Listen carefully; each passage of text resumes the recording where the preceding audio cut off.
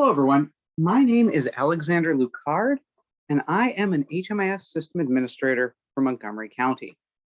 In today's training, we're going to look at how to exit a client from Service Point, your HMIS system.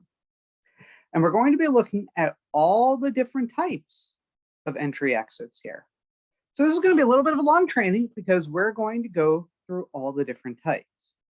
The first type is going to be street outreach / diversion / path. The second is going to be transitional / rapid rehousing / permanent supportive / HIP. And the third is going to be low barrier / emergency / hypothermia / COVID location. So bear with me, as most of these are going to be about 90% the same, but the devil's in the detail. And we want to make sure that you know the right flow for your program. So without ado, let's get started. We're going to first go with the SSO and PATH programs. It's going to be the same, but we're just going to show you them twice, one for each, just to be safe. Now, when you exit a client from your program, you're going to be going to one of two spots. The first is here on the summary screen where we have the entry exit, or you can go to the entry exit tab and just do your work here. Either way is fine. It takes you to the same spot. Just depends on where you like to do it at. So let's start off first with cats. We're just going to do them as an example. And whenever you exit a client out, you're going to go to your exit date pencil. You see how this whole column is blank? It's because Kenny Omega is entered into all these programs at once without any exit date. And don't worry, you're not going to see this in real life. If you see a person in 5 different programs at once without any exit dates, that's a problem. But this is a test, this is a training, and that's why we've got it set up. So we can just keep going back to the same client for efficiency's sake. So we're going to click on the pencil, and which is the exit date pencil. We don't want to click on the project start date pencil for obvious reasons. We click on this and we have to put the exit date in. What is the date that Kenny Omega left our program? And we want to be precise. So we're going to say today. We're going to say he left today, and let's say 7 a.m. Check-ins at night, checkouts in the morning. So here's our exit date. Why is Kenny leaving? That's our next question. We have all these different answers here: completed program, criminal activity, death, so on and so forth. We don't really want to use other or unknown disappeared outside of the SSO PATH outreach program. And that's because if you're doing like a HIP program or a permanent supportive program, there should never happen. You should never have an other or an unknown disappeared because you have these case managers, and sometimes they're literally in your building depending on your program type. So we never want to use other or unknown disappeared for the higher tier programs like HIP or permanent supportive or rapid rehousing. But in this case, since we're doing street outreach, it can happen. They can disappear very easily. So again, it just comes down to your reasons for leaving a destination being graded differently depending on your program type. So we can pick whatever we want from this list, and then we're going to move on to destination. Right? And we have all these different options for destination. Now, destination is important because when you run your APR, you will be graded on whether your client has a positive or negative outcome as their destination. And again, what counts as positive is going to be different based on your program type. So for an SSO or outreach program, most of these are going to be positive. You want to try and get them into places, like housing or shelter or something like that. The ones that won't be positive are going to be if they stay in a place not meant for habitation, or if you choose any of the others. Really, you never want to choose any of the others except for deceased, because these will automatically count as a negative destination no matter where you go.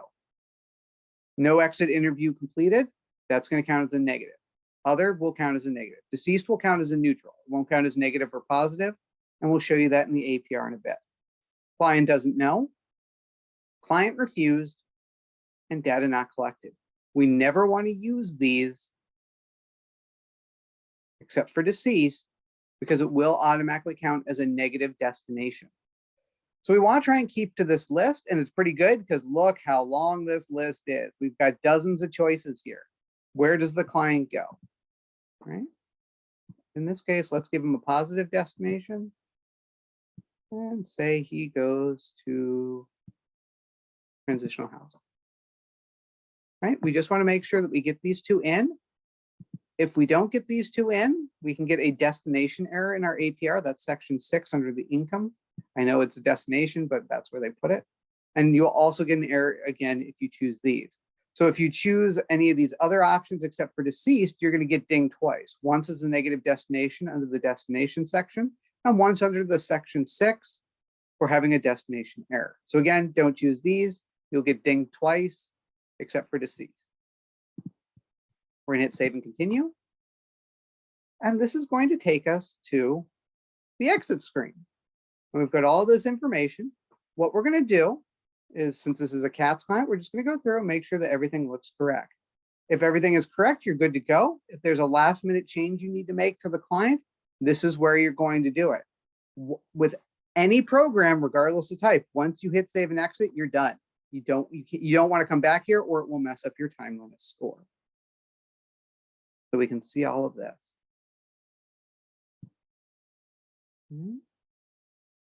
Everything looks good. Then if we need to answer these questions for outreach, we will. Housing assessment.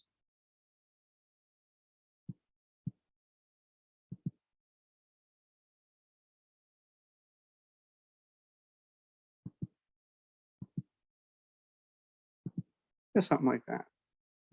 We'd save and exit, and we're done. If you are an SSO or diversion or path program, that's all you have to do to exit a client out. We'll show you one more time with path. We'll say completed. We'll say transitional again. Save and continue. And again, look, it's the same questions, more or less. This is just a path exit. We can see we're in path here. So there's very little difference here. Just those outreach questions are missing. We make sure everything's correct. We hit save and exit. And that's all you do. So if you're outreach, your path, your diversion, you just click on the exit pencil, you fill out the little chart, you double check that all of their information is correct, and you're done. You are done with this client. You don't go back to the exit date ever. But that's why you want to make sure that you have all that information, especially those HUD verification questions like your income and everything else correct and filled out so that you're good to go. So now let's talk rapid rehousing, permanent supportive programs, transitional HIP, right? It's going to be almost exactly the same. What we're going to do is we're going to use this one here, rapid rehousing singles HSP. And again, it's the same process. We click on the pencil. We're going to pick where they're going. We'll say completed program. And now for rapid rehousing and everything, what counts as a positive destination gets changed up. In order to have a positive destination, you're going to need a permanent location. Because if you're HIP or PSH or transitional, you want to be at the same level or higher. So anything like a hotel or motel or emergency shelter is going to be considered a step down, and that's going to ding you as a negative result for your client. And it's okay. If it is a negative result, it's a negative result.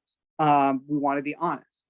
But we also want to make sure that we understand that the goal here for a rapid rehousing program, if they leave, is to get them into something a little bit higher, like being able to stand on their own feet or maybe move to something permanent. So again, any of these others are going to ding you except for deceased. But then now you're going to have to deal with things like hotel or motel, transitional or residential is going to ding you. So we want to try and make sure that we give them an honest answer, but we as case managers, of course, are trying to get them to a positive destination. And that's what they're looking for. So a good example of what I'm talking about here is going to be with the staying and living with friends or family. You see how we have staying or living with friends temporary, staying or living with friends permanent, staying with living family temporary and permanent. So we want to make sure we code these correctly. And one of the biggest mistakes I see with case managers is making a mistake between what's temporary and what's permanent. So if I'm the case manager and I say I'm going to move in with my Uncle Jack, unless they give an end date, you're going to choose permanent tenure. If it's open-ended, they don't give an end date, you're going to choose permanent. So if I say I'm going to go live with my Uncle Jack, it would be staying with family permanent tenure. If I say I'm going to stay with my Uncle Jack for 2 weeks and see what happens, or oh, he's going to let me crash on his couch for a month, but by then I've got to find something else, that's when we have temporary. If they give an end date for staying with friends or family, that's when you choose temporary. If they do not give an end date, choose permanent because it's open-ended. We don't have an end date. And then we're just going to choose any of these. So I'm going to choose staying with family permanent so we can show you this later on. Save and continue. And again, just like with the outreach path and diversion people, you're going to go through and make sure that all of these questions are filled out and filled out correctly. Do not assume that everything in here is correct, especially if the client has been in your program for years. We want to go through and make sure that everything is correct as of the day they leave the program. So if they've developed a disability and you forgot to put it in, or they have a last minute income change, this is your last chance to get it in. We hit save and exit. And now, if we were path or outreach, we'd be done. But we have one extra step when you are a transitional program, a permanent supportive program, a HIP program, things like that. And that's going over here to Shelter Point. We're going to click on Shelter Point and we're going to pick the right program. HSP singles, because that's what he was entered in. And we have to go exit them from Shelter Point. So remember Shelter Point, pick your correct provider. And then of all these buttons, the only one you ever need to worry about, regardless of program type, is View All. And here we can see the bed list for Rapid Rehousing Singles HSP. And there's Kenny at the top. Now remember, Shelter Point is based on your housing move-in date. Housing move-in date is something that Rapid Rehousing, Permanent Supportive, HIP, those programs have to worry about. Because project start date is the date that they agree to join your program, and housing move-in date is the date they actually move in and or lease up. So this is a particular specific for these program types. And so if we don't see Kenny on your Shelter Point, that means one of two things has happened. The first is he never actually moved in or leased it up with your program, which I guess is a possibility. Because they could accept, but then for whatever reason, they just can't find housing. They're not getting approved. They're not passing background checks. And so eventually they're just like, this isn't for me. So in those cases, they might not be here on your Shelter Point, and that's okay. If they have moved in or leased up in your program and they're not in Shelter Point, it means you forgot to do it. Now, we have an entire training just on the housing move-in date. So for the programs this applies to, you need to watch that video if you have any questions, or read the PowerPoint and go through that. So in this case, Kenny Omega was put in on his housing move-in date, which was 5/15. And now we just need to check him out. Again, if they're not on here, it means they never moved into your program, or you forgot to put them in based on their housing move-in date, and you need to do that. You need to put them in for their housing move-in date before you can check them out from Shelter Point. Because if they're not in here, you can't check them out. But in this case, Kenny's done right. We're going to hit the minus button. And again, we're going to go with the same date and time that we checked him out. This gives you one final chance for the programs that have housing move-in date. You get one last chance. The other program types have one, but Rapid Rehousing, Permanent Supportive, and HIP, you get 2 chances to edit their exit date information and make sure that it looks good. You were the only ones that get the second chance. Everyone else gets 1, you get 2. We make sure everything's correct. We hit save and exit. And now Kenny is removed from Rapid Rehousing Shelter Point. And if we go into his account, we can see that not only have we exited him from HSP, but if we go into service transaction, view shelter stays, we can see that we ended it there as well, 5/15 to 6/25, the date he moved in to the date he left. Now, while there will be some difference between the housing move-in date and the project start date, the end date will always be the same. So if the exit date is 6/25, the shelter point end date is 6/25. Right? So again, you have that extra step if you are a rapid rehousing program, if you are a permanent supportive program, if you're a HIP program, if you're a transitional program. So the last location we are going to look at today is going to be the emergency shelter. So that's a low barrier shelter. It's an emergency shelter. It's a hypothermia shelter. The seasonal location. It's a COVID location. All of these have their own workflow, and it's notably different from the other one. And this involves exiting them out and doing shelter point. It's just you're doing them in the reverse order. So if you're an emergency shelter, if you are a low barrier shelter, if you're a COVID location, seasonal location, things like that, you are going to shelter point first. Every other program type does their exit under the entry exit. So even though we have, as we can see with Rainbow Place, we've got an entry date, we're not clicking on the pencil here. And we're going to talk about why. If you click on the pencil here and exit them out from Rainbow Place, it's not going to exit them out from shelter point.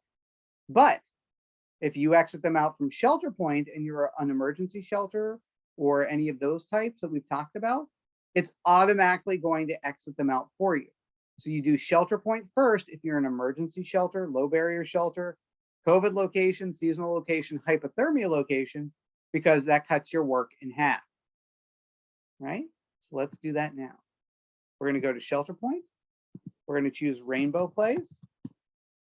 There we go. And again, view all. That's the only one you have to worry about. And here we can see there's Kenny. Now, if Kenny is not on your bed list, it means one of two things. One, you never put him in the first place, which is really bad if you're a low barrier shelter because you need to put everything in this first. Otherwise, it means that you might have already checked them out and you just want to go back and look at their entry exits and their shelter stays to make sure that you've already checked him out if he's not on here. But most of the time, it just means you forgot to put them in shelter point and you did the entry without doing the shelter point. Whoops. In that case, if you do the entry before you do shelter point for a low barrier shelter, you have to delete that entry. You have to do shelter point first if you are a low barrier / emergency shelter. You have to. And that's to, otherwise, if you do the entry first and then come in here and do shelter point, you're going to get a second entry. Remember that shelter point automatically ports its information over into the entry exit if you're a low barrier shelter. And so we want to be safe there. If you do the entry exit first and then go to do shelter point for an emergency shelter, it's going to double your information. So you're going to have 2 entries, 2 exits, things like that. You don't want that. And finally, before we exit them out, remember low barrier shelters, you need to keep up with this almost in real time. So if a client leaves, then comes back, then leaves, then comes back, then leaves, then comes back, your shelter point and your entry exit should reflect that. Don't just leave them in there going, oh, I know he's going to come back. If they are there for a week, leave for a day and come back, your records need to reflect that. That missing day where they were out of the shelter needs to show up in their shelter stays and their entry exit. So if you have a client who is constantly coming and going, you're going to have a ton of entry exits. You can't just leave them in because when you leave them in, you are saying, I 100% certify that the client was here that night. So if the client does something and it's not necessarily legal, they'll be able to look and say, hey, look at HMIS. I was there that night. And you are basically his alibi or her alibi. So you have to make sure that every night that the client isn't there, that they're not in shelter point and that you've exited them out. And for a large shelter, that can be a lot of work. So but you have to remember to do that. You absolutely have to remember that if they are not there that night, you have to check them out. So Kenny's leaving, right? Kenny's leaving. He checked out as of this morning, 6:25. So we're going to put a minus in for him. right? And Kenny left this morning. Now, reason for leaving and destination, totally fine. Again, like street outreach, you might get the unknown disappeared because of the chaotic nature of a low barrier shelter. In this case, we're going to say completed program. And now we have the positive destination. So again, because you're a low barrier shelter, you have a little more leeway with what counts as positive and what counts as negative. So transitionals, temporaries can count as positives, whereas they don't if you're in a permanent supportive or rapid rehousing program. So we talked about earlier with the difference between temporary and permanent. For a low barrier shelter, it's going to be okay. They're all going to count as positives for you on the APR. Let's give him, again, he's going to move in with that. Right? We check here, we make sure that all of the information is correct. If it's not, we make corrections. We'd save and exit. And not only has Kenny been checked out from our Rainbow Place bed list, but if we go back to Kenny's account, he's automatically checked out here at the entry exit.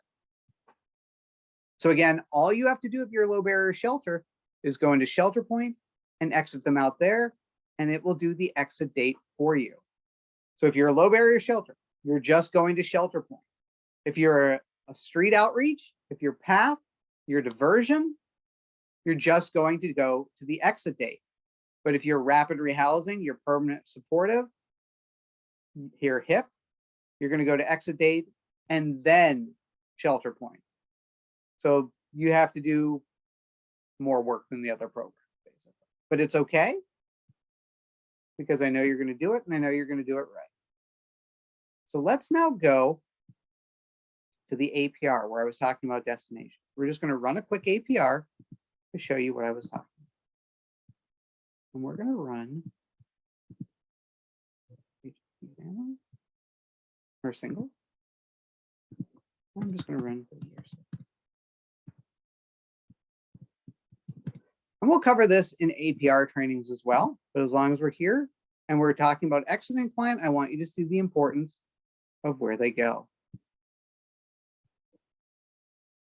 So there's a bunch of different areas that get nailed and can cause errors. So we can see there have been 12 people in HSP singles from January 1st to June 25th. And we can see we've exited Kenny out, so he should be the one that shows up under leavers, Kenny Omega. Is he an adult? We have him coded as having a birthday in 1980. So yes, good, that's him showing up as an adult. If you mess up on the destination by choosing data not collected, client refused, things like that, here's where your destination error would be. Destination error. We don't want that. And timeliness score. Today is 6:25, and we exited out Kenny this morning at 6:25. So he has a timeliness score of 0, which is perfect. Remember, you want to have a timeliness score of 0 or 1 to 3 days. These are the good columns. These are the getting dinged columns, 4 to 6, 7 to 10, and the horrible 11 plus. You can see that. So we want to be really safe and make sure that we have a good timeliness score. We want to exit them out in real time as close as possible. And again, we have a whole timeliness training, so please refer back to that because I know it can get a little confusing. And then we're just going to scroll down here.